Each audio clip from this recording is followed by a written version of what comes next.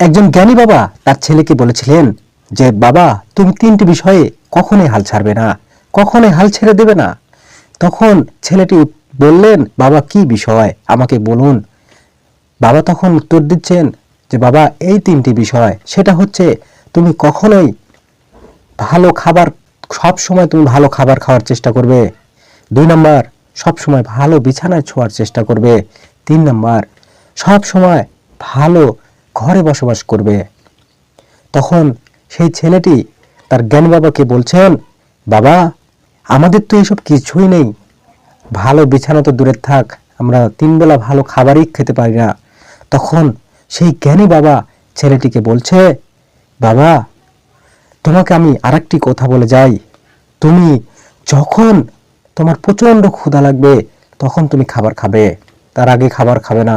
দেখবে তোমার সেই খাবারটা তোমার কাছে অনেক ভালো লাগবে। তখন ছেলেটি বলছে, বাবা, দ্বিতীয় নম্বরে, তাহলে তুমি আরেকটা কাজ করবে, সেটা হচ্ছে তুমি যখন পরিশ্রম করতে করতে ক্লান্ত হয়ে যাবে তখন তুমি ঘুমিয়ে পড়বে। দেখবে যত খারাপই বিছানা হোক সেখানকার বিছানাটা তোমার অনেক ভালো লাগবে। তখন ছেলেটি আবার বলছে, বাবা, তৃতীয় নম্বরে কি করব?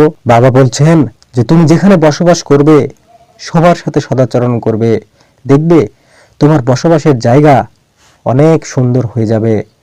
সবাই ভালো থাকবেন।